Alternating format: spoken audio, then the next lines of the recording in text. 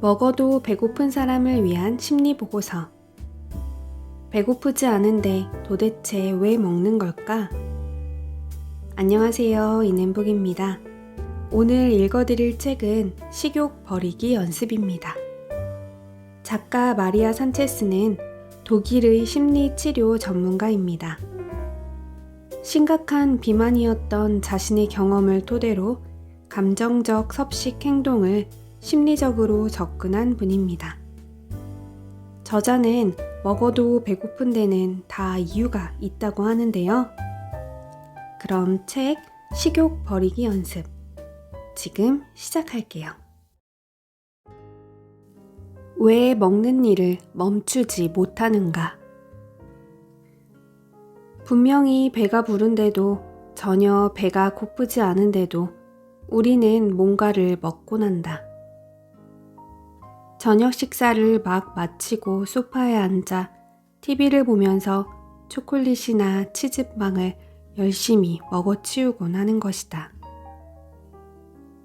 더 이상 몸에서 영양 섭취를 원하지 않지만 그럼에도 뭔가 먹는 일을 멈출 수 없는 습관을 우리는 감정적 섭식이라 부른다.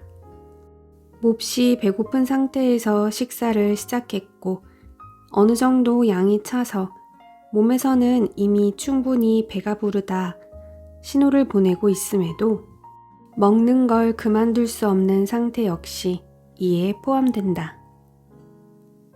그렇다면 신체적으로 배가 고픈 것도 아니고 생물학적으로 영양이 부족한 것도 아닌데 우리는 왜 먹는 일을 멈추지 못하는 것일까? 여기 하나의 깊은 원인이 있으니 바로 우리의 감정이다. 다시 말해 감정적인 이유 때문에 먹는 행동을 일컬어 감정적 섭식이라 하는 것이다. 때로는 누구나 감정적으로 식사를 한다.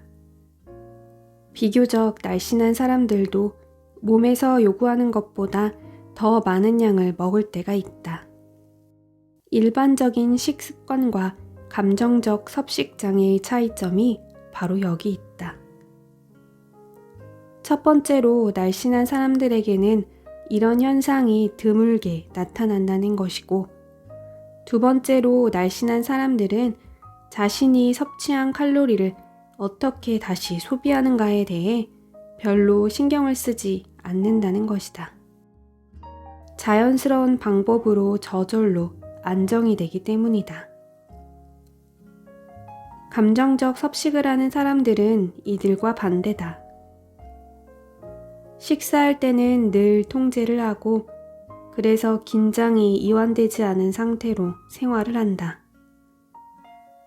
이런 사람들에게는 대부분 규칙적인 폭식 증상이 나타난다. 무조건적인 폭식 증상은 나타나지 않지만 자신이 어떤 음식을 얼마나 먹었는지에 대해 지속적으로 신경 쓰는 사람들도 있다. 어떤 사람이 정상 체중인지 혹은 과체중인지는 감정적 섭식 장애에서 중요하지 않다. 보통 섭식 장애라고 말할 수 있으려면 특정한 기준이 충족되어야 한다. 지금까지의 경험으로 볼 때 의학적 판단 기준이 실제 증상을 충분히 반영하지 않는 경우도 적지 않았다. 예를 들어 폭식증이라는 진단을 하기 위해서는 최소한 6개월 동안 일주일에 이틀 정도 극도의 배고픔이 나타나야 한다. 게다가 짧은 시간에 비정상적으로 많은 양의 음식을 섭취해야 한다. 그러나 이처럼 공식적인 기준을 충족시키지는 못하지만 그럼에도 섭식 문제로 인해 심하게 고통받는 사람들을 나는 많이 보았다. 짧은 시간 동안 비정상적으로 많은 양의 음식을 섭취하지 않는데도 비만인 사람들도 있다. 이들에게 섭식장애는 자신의 몸이 필요로 하는 것보다 더 많은 양을 지속적으로 섭취하는 과정을 통해서 나타난다. 그런 거 하면 비만도 아니건만 몸매 유지를 위해서 다이어트나 운동, 지속적인 자기 훈련 등으로 생활 습관을 통제하는 사람들이 있다. 이처럼 엄격한 통제를 하지 않으면 체중이 늘어나는 사람들을 나는 날씬한 뚱보라 부른다. 실제로 날씬한 뚱보들은 섭식 문제로 인해 자신들 인생의 질이 심한 제한을 받는다고 느낀다.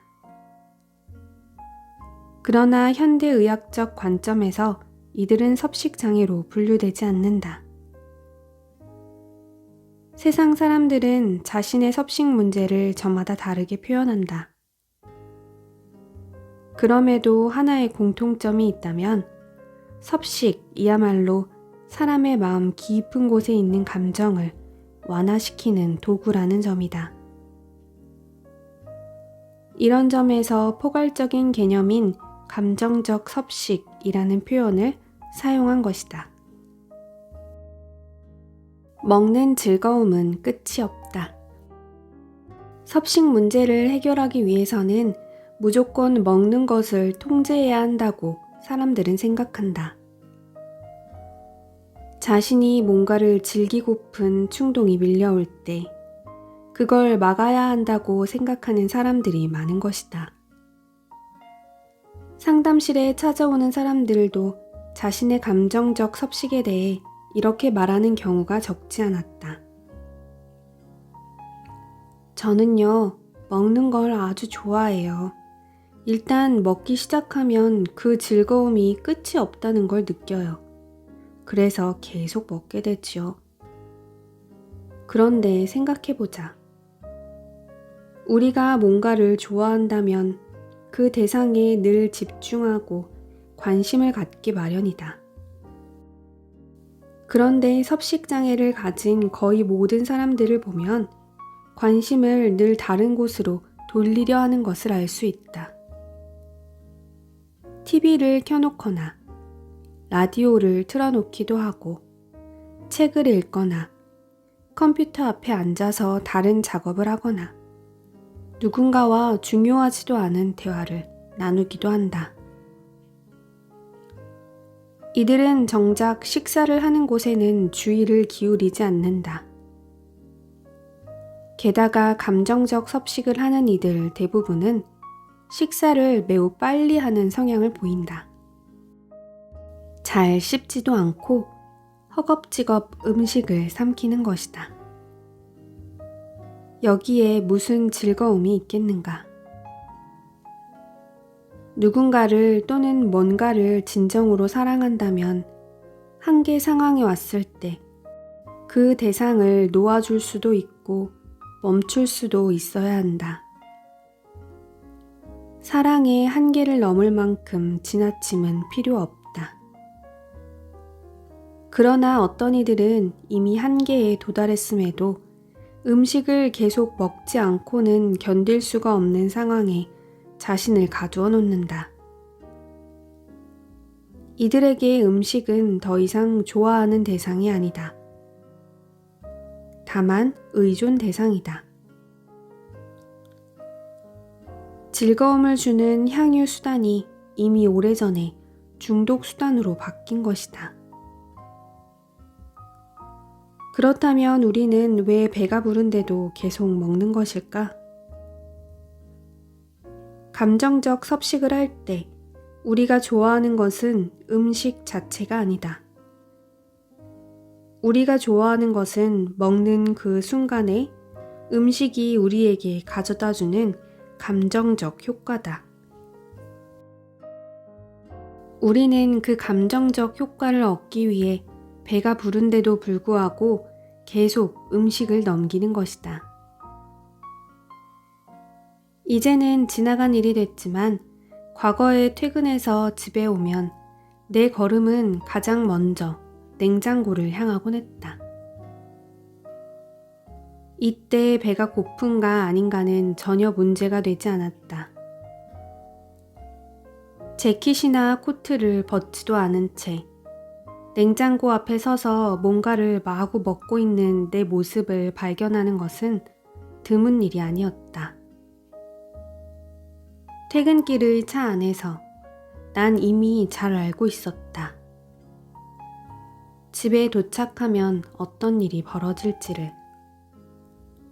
그리하여 나는 힘주어 다짐하곤 했다. 오늘은 절대 먹지 않을 거야. 오늘은 달라.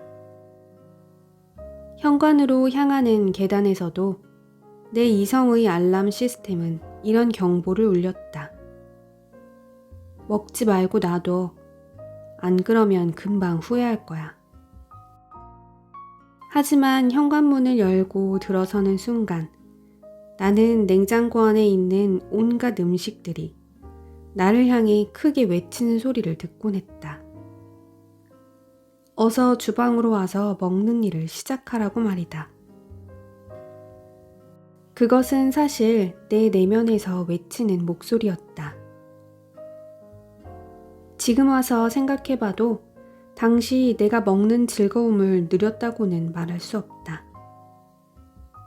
그때 난 뭐든 지나치게 빨리 먹어치웠다.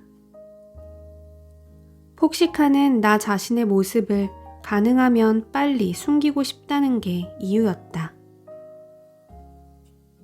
나 자신이 너무도 부끄럽고 창피했기 때문이다.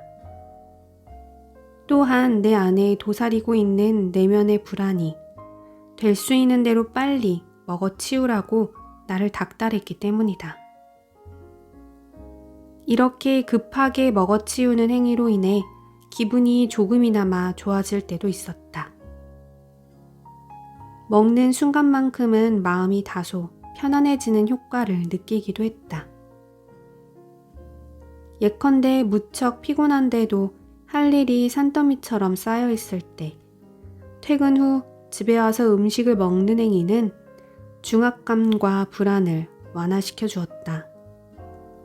최소한 나 자신이 또다시 규율을 지키지 못했다는 생각으로 처참하게 죄책감을 느끼기 전까지는 말이다. 이런 죄책감은 스스로를 한심해 보이게 만들었다. 이것은 또 다른 의미에서 나를 힘들게 했다. 나도 한때 먹는 걸로 마음의 안정을 찾으려 했다. 또한 업무로 인해 몸의 피로와 스트레스를 음식으로 채우려 했다. 하지만 내가 필요로 했던 건 음식이 아니었다. 그에 상응하는 효과가 필요했던 것이다. 다이어트를 하려는 이유. 당신이 다이어트를 하려는 이유는 무엇인가? 체중 감량을 간절히 원하는 세미나 참가자들의 소망은 대개 두 가지다. 하나는 무엇보다 체중을 들먹이는 전쟁을 제발 끝내고 싶다는 것. 그래서 가뿐한 몸으로 삶의 활력을 되찾고 싶다는 것이다. 또 다른 하나는 다른 이들로부터 인정과 사랑을 받고 싶다는 것. 다이어트에 보란듯이 성공해서 자기 자신을 사랑하고 다른 사람을 사랑하고 싶다는 것이다. 규칙과 규범에 맞추어 행동을 변화시키려는 방법으로 체중 문제를 해결하려 한다면 우리는 우리 자신의 적이 되어야 한다. 그래서 스스로와 싸워야 한다. 하지만 그럴수록 우리는 진정 자신이 원하는 것에서 더 멀어질 수밖에 없다. 한쪽에는 삶의 활력과 사랑이, 다른 한쪽에는 투쟁이 마주한 채 서로 문을 닫고 있다. 삶의 활력을 위해 먼저 싸워야 한다고 믿는 사람은 결국 자신의 목표를 이루지 못할 것이다. 날씬해지기만 하면 그땐 내 진짜 인생이 시작될 거야. 체중이 줄면 내게도 멋진 이성 친구가 생길 거야. 살이 빠지면 그땐 나도 나 자신을 진심으로 받아들일 수 있을 거야. 우리가 다이어트를 하면서 품게 되는 생각, 바로 이것이 우리가 원하는 진정한 삶으로부터 멀어지는 요소들이다. 체중 감량에 성공할 때 비로소 우리 인생이 바뀔 수 있다고 믿는다면 우리는 상황에 따라 1년, 10년 혹은 그 이상의 세월을 그저 기다리고만 있어야 할지 모른다. 인생을 통틀어서 말이다. 그렇다면 우리가 바라는 진정한 삶에 이르지 못하도록 방해하는 요인은 무엇일까? 그것이 반드시 체중일까? 만일 몇 킬로그램의 체중이 진짜 원인이라면 우리는 체중을 줄임으로써 이 모든 문제를 완벽하게 정복했을 것이고 살을 빼기 위한 전투는 영원히 사라졌을 것이다. 더불어 최종적인 삶의 목표를 이루었으니 이후로 아무런 통제를 받지 않으며 체중을 유지할 수 있었을 것이다. 하지만 사실은 그렇지 않다. 과거의 많은 다이어트 경험 속에서 지속적인 성공을 거둔 적이 과연 얼마나 있는가? 문제의 핵심으로 돌아가야 한다. 그리고 그 문제를 우리 스스로 해결해야 한다. 폭식의 형태로 우리 의식의 문을 두드리는 감정과 욕구는 우리의 일부분이며 서로 떼놓을 수 없다. 그 문을 두드리고 관심을 가져달라고 부탁해야 하는 사람은 바로 우리 자신이다. 결국 자신이 다이어트를 하려는 이유는 자신의 문제 때문인 것이다. 배고프지 않은데 왜 먹는 걸까? 전환점은 뜻밖의 방식으로 찾아왔다. 또다시 새로운 다이어트로 체중을 많이 줄였을 즈음 갑상선에 이상이 생겨 단기간에 22kg이 늘어난 것이다. 세상이 무너지는 듯했다. 집 밖으로 나갈 수도 없었다. 심각한 절망감이 찾아왔다. 더 이상 내겐 체중과 새로운 싸움을 벌일 힘이 남아있지 않음을 나는 직감했다. 이제 더는 아무것도 할 수 없을 것 같았다. 더 힘을 내서 엄격한 방법을 동원할 수도 없었고 또 그렇게 하고 싶지도 않았다. 도대체 왜 그렇게 해야 하나? 다이어트로 얻은 게 무엇이란 말인가? 회의감에 빠진 나는 그로부터 몇 년 동안 체중을 줄이는 구체적인 방법을 전혀 쓰지 않았다. 내가 날씬해지기만 하면 모든 게 잘 될 거야 라는 생각에 빠져들지 않는 대신 난 이렇게 질문하기로 결심했다. 배고프지 않은데 나는 도대체 왜 먹는 걸까? 난 더 이상 의미 없는 다이어트와의 사투에 인생의 에너지를 잃고 싶지 않았다.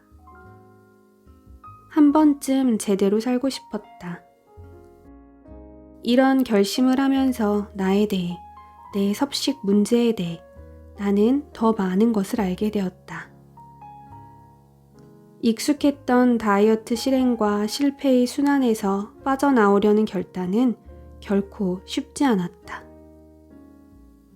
계획 없이 생활하다 보면 또다시 측정 불가능할 정도로 살이 찔지도 모른다는 두려움이 몰려왔다. 하지만 지금 생각해보면 큰 재앙과도 같았던 그 사건이 오히려 나를 구제한 계기가 되었다. 결론부터 말하자면 지금의 나는 내가 걸어온 길에 매우 만족한다. 이전까지 내 체중은 나의 적이었다. 떨쳐버리고만 싶은 미운 대상이었다. 그런데 시간이 지날수록 내 살이 절대 나의 적이 아님을 나는 점점 더 확실히 알게 되었다. 나의 체중을 내면의 긴장감을 일깨우는 계기판으로 사용하는 방법을 나는 배워나갔다. 이런 감정에 빈틈을 주지 않을 수 있게 되자 심리적 부담이 줄게 되었고 자연스레 먹는 양도 줄어들었다. 처음에는 음식에 대한 열망이 다른 것들과 전부 겹쳐져 있어 거의 긴장감을 느끼지 못했다. 그러나 시간이 지나면서 음식에 대한 충동이 생길 때 그 안에 숨겨진 것이 무엇인지 알아내는 법을 배웠고 그 원인을 없애는 법도 배웠다. 그 결과 음식을 먹고 싶다는 충동이 자연스럽게 사라졌고 나 자신을 위해 진정한 대안을 개발해 나갈 수 있었다. 그러면서 30kg을 줄였다. 힘들고 지긋지긋한 다이어트를 반복하던 당시에는 절대 이룰 수 없었던 수치였다. 체중 감소가 내게 주는 의미는 무한한 자유, 그 이상이었다. 요즘 나는 더없이 편안하고 자유로운 생활을 하고 있다. 감정적 섭식에 사로잡혀 살다가 그 무기력감을 떨쳐버리고 난 후에 느꼈던 기분은 다른 어떤 것과도 바꿀 수 없는 소중한 선물이었다.